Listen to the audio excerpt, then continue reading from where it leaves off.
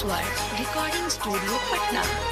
ये संयोग न सहता जड़ में न रहल रहता, ये संयोग न सहता जड़ में न रहल रहता।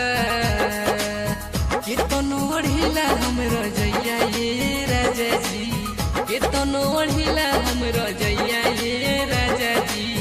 आवे नहीं रउआ बिन भैया ये राजा जी, आवे नहीं रउआ बिन भैया ये राजा जी, आवे नहीं रउआ।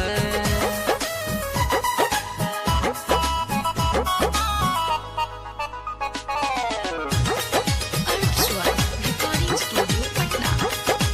अपना में हरिया के दुख नहीं बुझी, चढ़ते ही जड़ा सैया हम तो कुहकी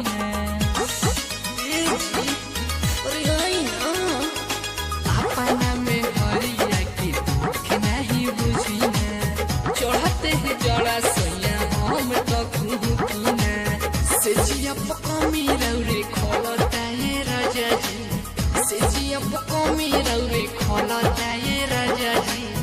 आवे नहीं रउआ बिन भैया ये राजा जी, आवे नहीं रउआ बिन भैया ये राजा जी, आवे नहीं रउआ।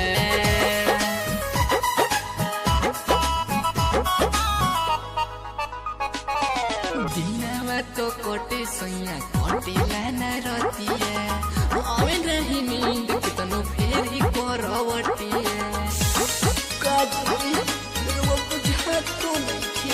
दिनवा तो कोटे सैया कोटिला न रतिया, आवे नहीं नींद कितनो फेरी करवटिया। कहली शिवानी शशि राज